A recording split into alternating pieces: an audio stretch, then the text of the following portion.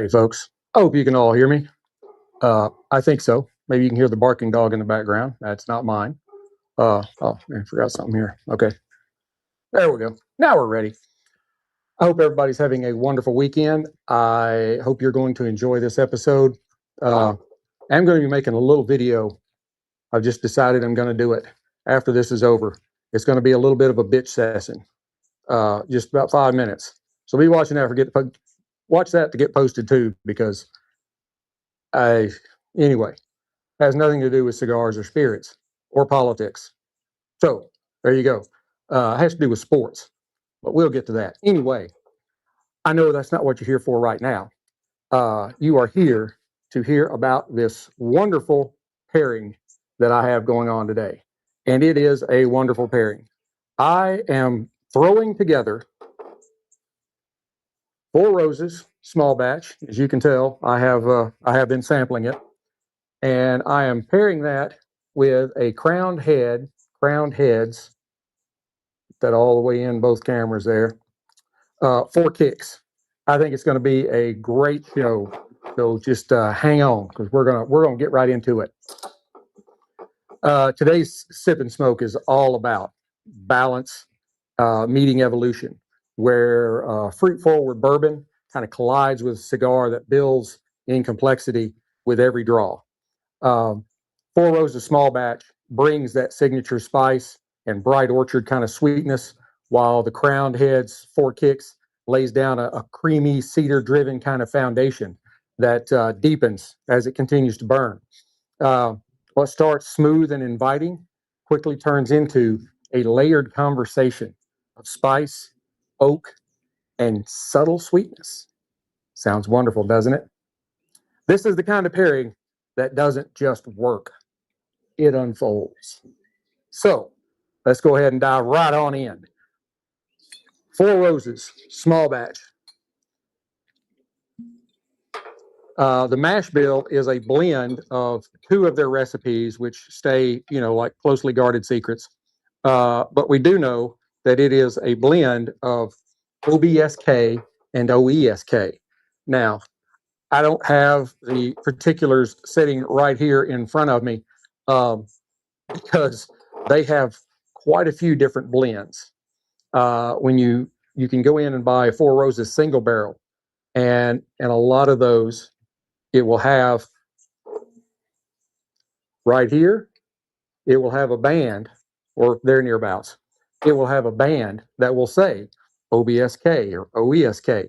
And that's the different blend, that's the different mash bill that makes up that single barrel. Well, they're taking 2 of those and putting them together in this small batch. So it is a high rye content, which will have a signature spice kind of background to it. Still trying to get YouTube to work for me here, and it's not doing too well. But we're just going to keep rolling, because I think everything's working right. It's people give me a thumbs up, let me know it's all working. So that's all you got to do. Just mash the heart button or a thumbs up or whatever. I love Four Roses. I really do. All of them.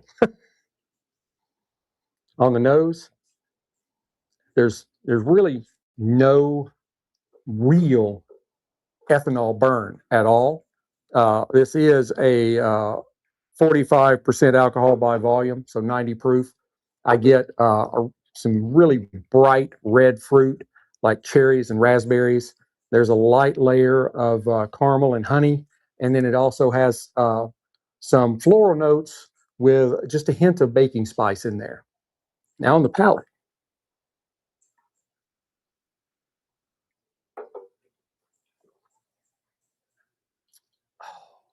So good. Get in my mouth. So good. You get this very nice silky mouthfeel with bright orchard fruit with a nice caramel sweetness. There's some cinnamon and nutmeg kind of going on around in there. There's also I try to keep from using very and really so much, but there is a wonderful oak layer in there as well that is specifically distinctive. As the sip was passing across my tongue, It's like oak. And then you've got a medium finish with some lingering spices and a nice soft vanilla. What else could you ask for? I mean, that's wonderful. I'm gonna try another sip.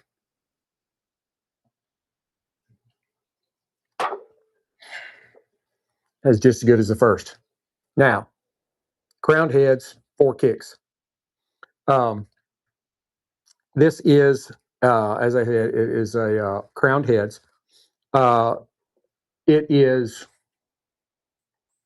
medium brown, kind of candy bar brown. The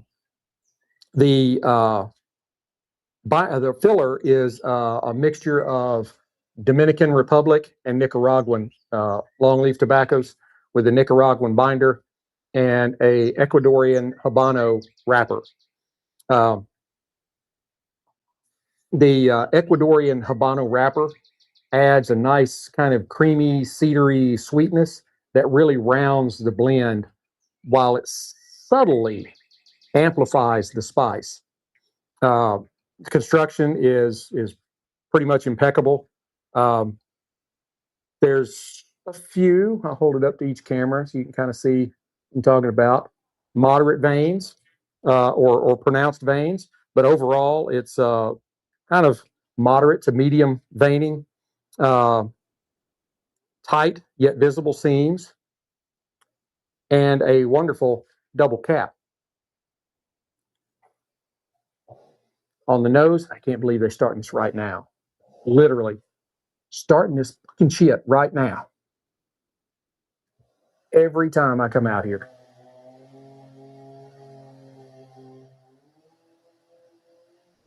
I hope it does not tear down the quality of my product. But anyway, on the nose, I get cedar, hay, kind of a light natural sweetness. Sorry, as I'm trying to kind of keep the microphones from being corrupted with all that noise. I don't know if you can hear it, but I sure can. There's a nice subtle earthiness to it with a faint pepper note. Let's go ahead and give it a cut. I may have a 5-minute bitch session video about this because it's every time I come out here. All of a sudden, everybody wants to come out and do yard work.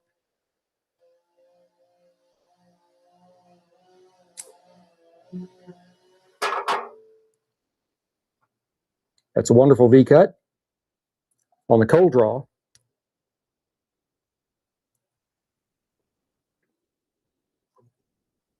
it's a nice, easy draw. I get notes of raisin, dried fruit, kind of a dried fruit sweetness. It's a little bready. You pick up some notes of like graham cracker, and then there's just a touch of spice on your lips, and it kind of has the texture of like the old paper sacks, the old grocery bags.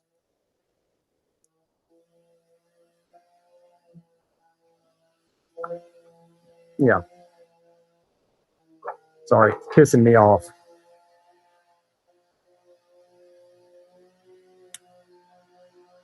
Try to have a professional operation and nothing works for me.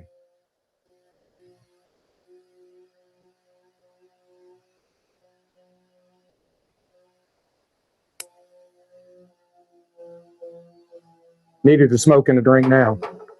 That's for damn sure.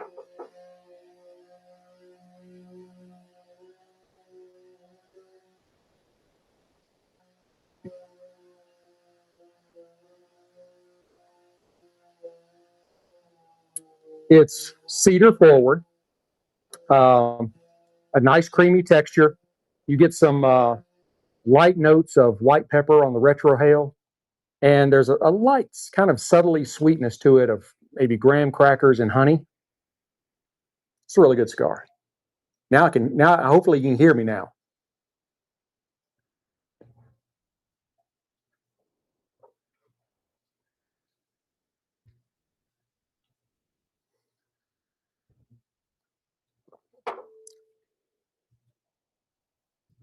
Yeah.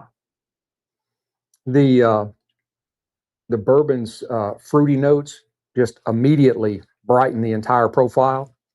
The caramel and the cedar kind of create a smooth, almost like desserty like combination, and the like floral notes that are in there kind of add lift and a little bit of elegance to it. So it's balanced, it's inviting. I dare say, approachable right out of the gate.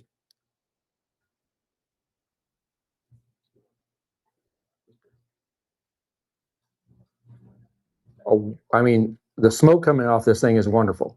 It's a wonderful volume, and it also has that kind of hang to it. Love that. So I didn't want to cut trees down today.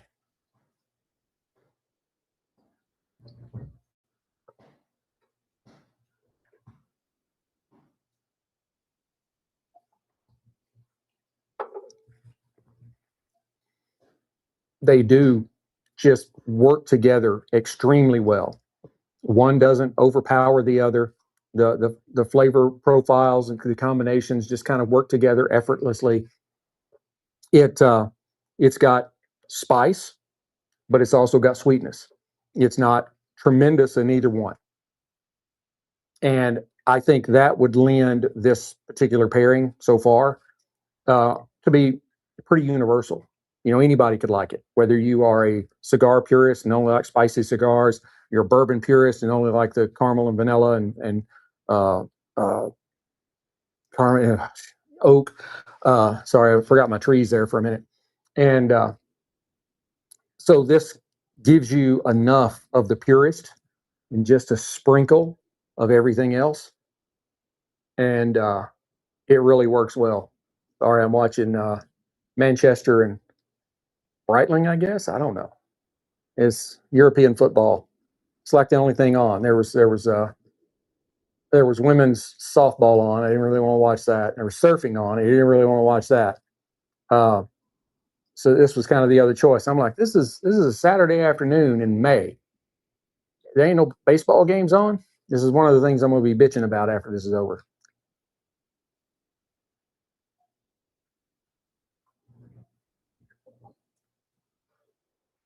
As you can see, there's a great volume of smoke coming off that stick, and it is effortless to get it. Amazing. Amazing.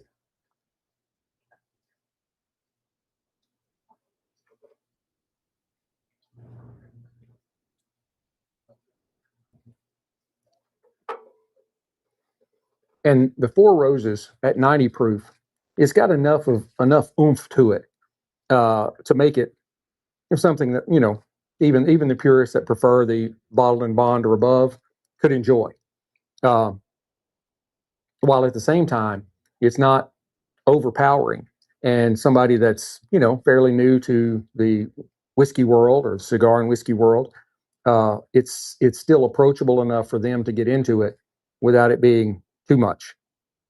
There's I got some bottles in there that are over 120, 120 proof, 128 proof. That's pretty hefty. If you're new into the whiskey world, don't start there, Magwai. Listen to Sensei. Start with training wheels and work up. So there you go. Adjust my cameras just a little bit. There we go. Hey, somebody joining. Glad to see you. I try to I try to hit everybody with a wave as soon as I see them. I appreciate you being here. Uh, it's a Saturday afternoon. You could be doing a lot of things, but you're here with me.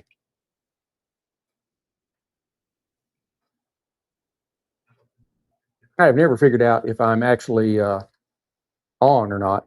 I'm assuming I am. Uh, I know I am on Instagram. I'll go over here on X and see. Hey, Cristiano. Oh, hey, I need to like that and share it. Got to keep my. There we are. Look at there. There I am. Let me turn the volume up just a second. Yep, I can hear it. Yep, I can hear it. All right, we're running on all cylinders for sure. It's going to be a great day, Tater. Manchester scores. my wife loved, what's the soccer series, not Wrexham. Anyway, and she's like, you never would watch that with me. And I'm like, I did watch it with you. She said, you didn't watch it like I watched it. I'm like, well, I don't watch anything like you watch it. I'm playing on my phone. I'm doing other things. I'm just kind of halfway watching what's on TV. And that's why I can watch sports or Bigfoot shows or ghost shows. I don't have to be like into it and know everything that happens. Because then they're going to, like the Bigfoot and the ghost shows, they're going to summarize it at the end anyway.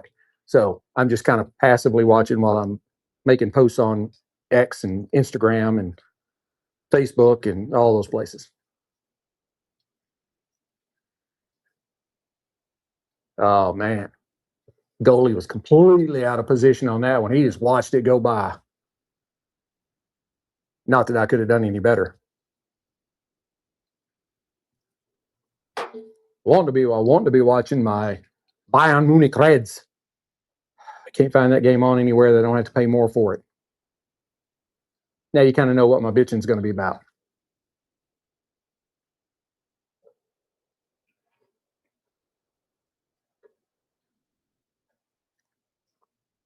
And you may, if you're new to the show, you may notice that I blow smoke into the glass. Doesn't mean anything. It's just for me, the way I think about it is I've got the smoke in my mouth and I want to try and see how those flavors marry up with the flavors of the spirit. So I wait until the last moment to expel the smoke into the glass just before the whiskey or spirit, so I've done rums and tequilas and stuff too, touches my mouth. That way you see how those really blend together. You don't have one already fading away as you put the other in there. So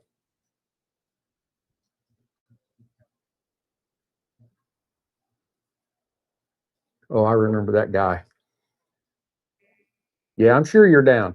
That goalie, Manchester's. Yeah, he broke one of Munich's players' legs last season. Bastard. Him too.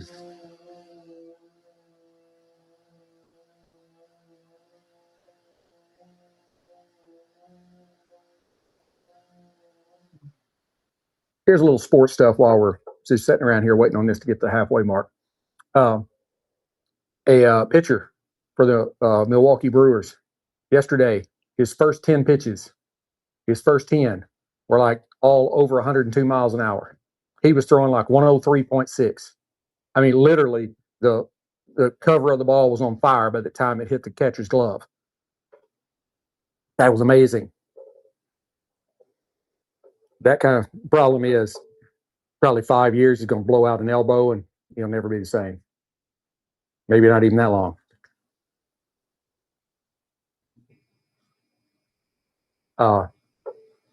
Yeah, if you watch pitchers, just the mechanics in slow motion from their pitching arm side,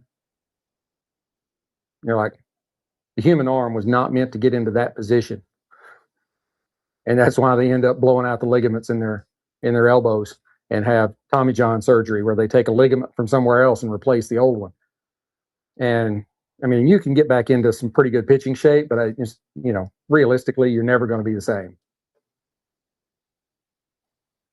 But you got to respect them, and they can flat do some things with a ball that you just do not think are scientifically possible.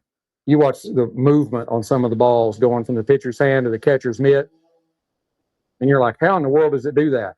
It'll and then will actually rise as it gets closer to the pitcher's glove. It'll start going down, and then the momentum, the spin on the ball will cause it to come upward. Or these guys with these Barry Zito, and when he first started pitching, he had a curveball that looked like it was going to go into the stands when he would about halfway to the plate, but then he just curved right back in to the catcher's mitt. Guys just could not hit it early on.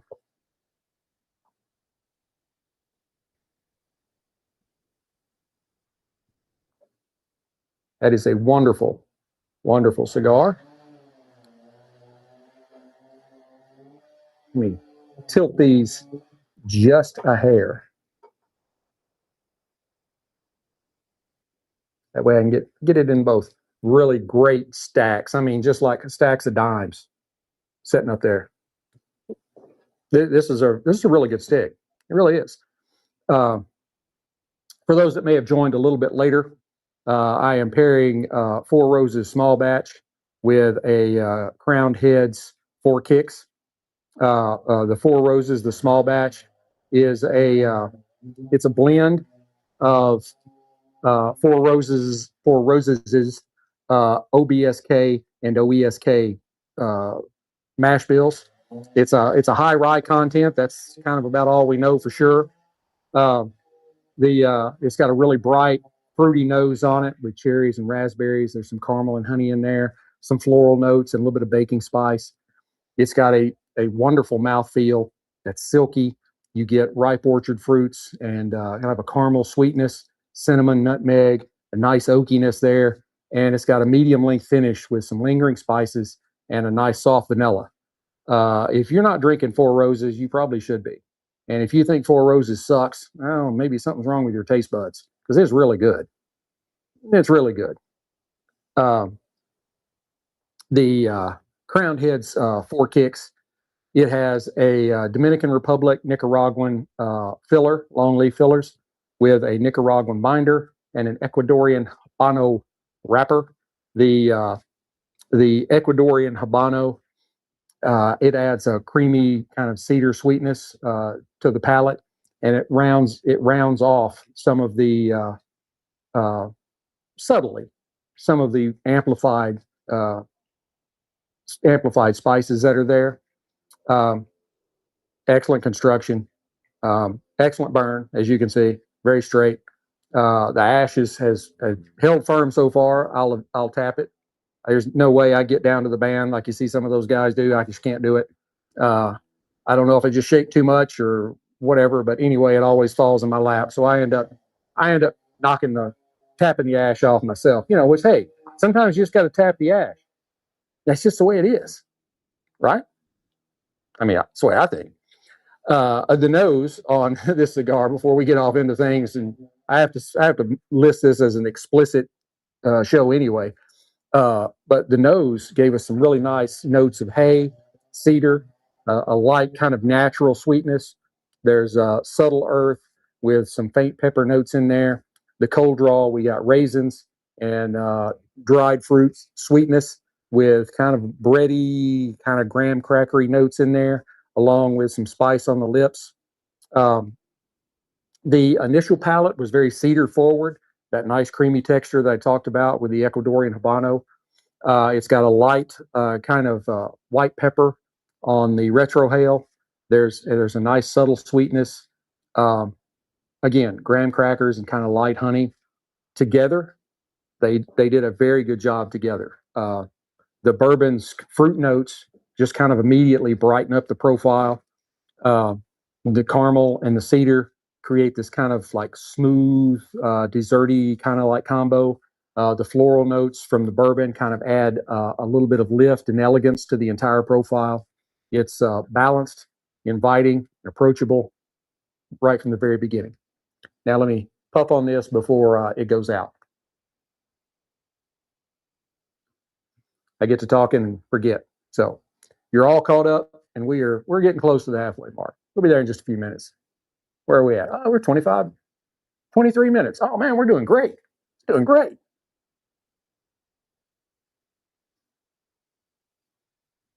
What'd I tell you? Ooh. If you could see how close this came to going in the glass, it literally brushed off the side of the Glencairn. Told you, I am not steady enough. So it's all just going on the patio floor until the wind comes along. Is what it is. So now we're back to the beginning. I never keep an ash on a cigar very long just for that reason. I know it really helps, but after it gets maybe an inch or so down, I'll go ahead and tap it off because it's inevitably going to end up in my lap or on the table. So this Four Roses, it is an everyday kind of quality sipping bourbon. and affordable. Yeah, the single barrels, they'll run maybe $50, $60, but you can find them sub 50, and the small batch is right in there. But it's excellent whiskey for the money. Regular Four Roses, just the standard Four Roses, 20, maybe $25. And it's really good juice as well. Don't get me wrong. But when you're stepping up to the small batch or the single barrels, you're just getting more nuanced flavors as opposed to a general profile, right? Because most bourbons are going to carry sweetness from the corn. They're going to have that kind of caramel and vanilla in there and that kind of thing. That's where you get into the single barrels and the small batches where they can really dial in certain flavors, certain palate profiles that are just wonderful. Okay, I thought somebody scored.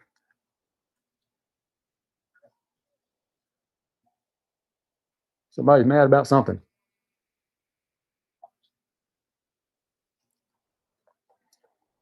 I would say we're getting close to the halfway mark. Let me give another few puffs here. Oh, he got tripped. That's what he was mad about. Yeah, I was mad about it too.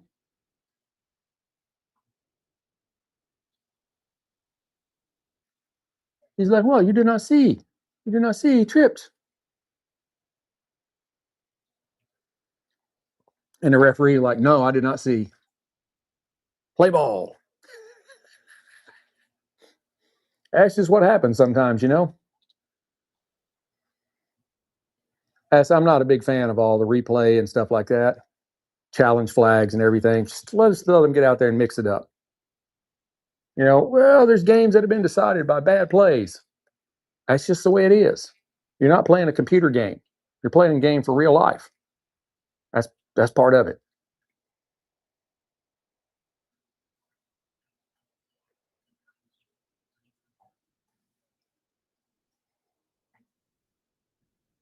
Seeing some little bit of subtle changes in the cigar. So we're about halfway. I'll go ahead and give you the deets now.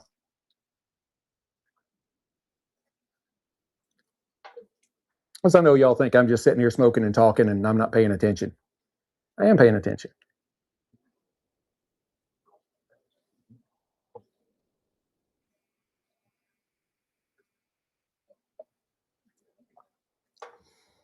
As we've gotten closer to the halfway mark, uh, the cigar has the earthiness in it has started to build and become stronger, more prevalent. The baking spice and the white pepper has also intensified, while the creaminess has kind of tightened up into more of a more structured kind of profile.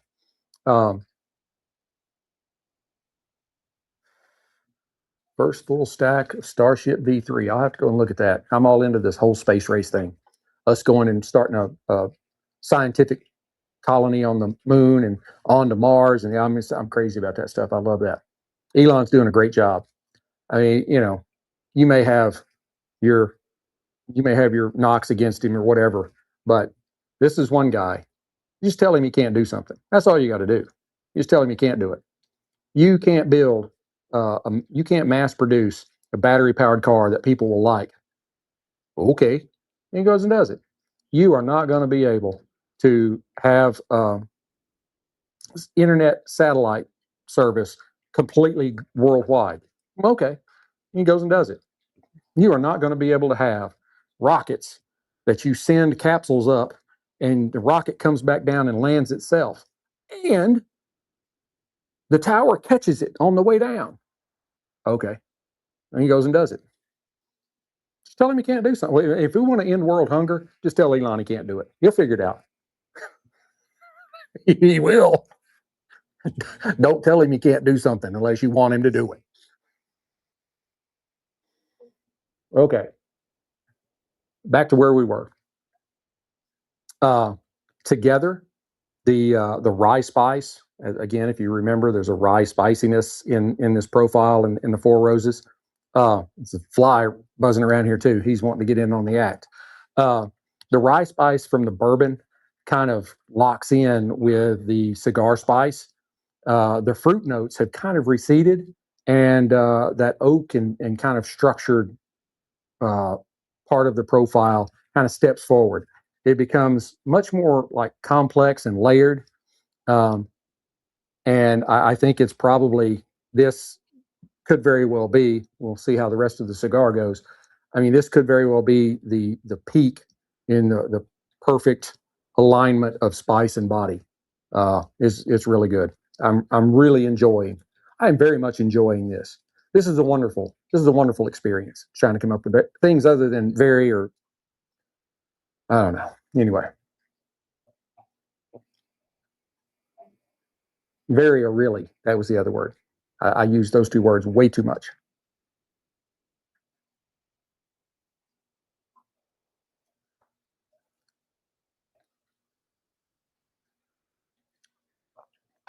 All right. I try not to keep you past about 35 minutes. We're at 31 right now.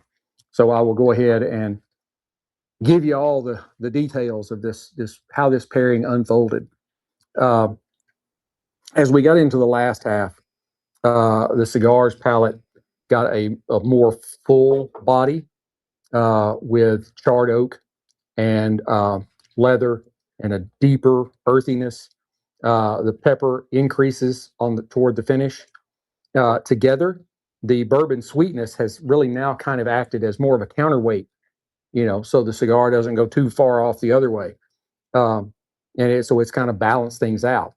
The oak on oak kind of interplay adds depth without it being bitter. And together they have a long, warm, just kind of cohesive finish. Uh, the bourbon really smooths the edges without muting the intensity, which is good. On the profiles, there's no wave. Hey, how you doing?